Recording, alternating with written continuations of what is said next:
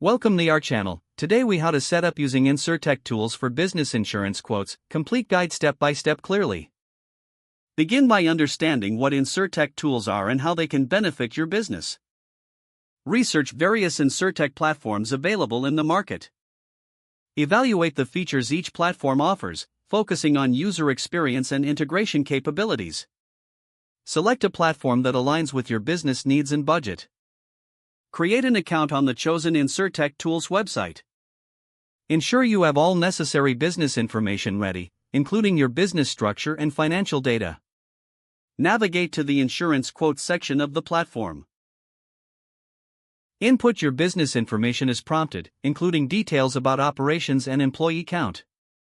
Specify the types of insurance coverage you are interested in, such as general liability, workers' compensation, or property insurance. Review the platform's options for coverage levels and deductibles. Take note of the quotes provided, comparing coverage options and prices from different insurers. Evaluate each quote for inclusivity, looking at policy terms, exclusions, and benefits. Consider contacting the provided insurance representatives for any clarifications or additional questions. Finalize your selection based on comparative analysis of the quotes received.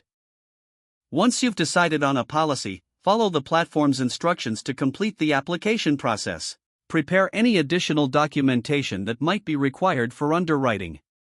Submit your application through the InsurTech platform. Stay attentive for communications from the insurer regarding your application status. Once approved, review your policy details thoroughly for accuracy. Ensure you understand the claims process outlined in your policy.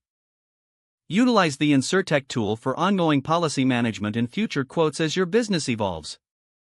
If the page does not load, refresh the browser or try again in a private or incognito window. Make sure you are using the correct email address, then retype it carefully to avoid small typos. If your password is not accepted, use the reset option and create a new strong password you can remember.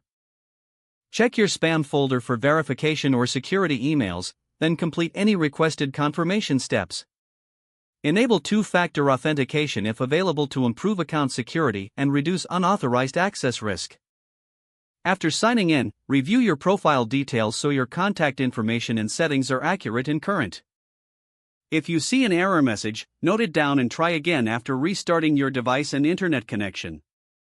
Don't forget to like this video and subscribe to our channel for more step-by-step tech guides.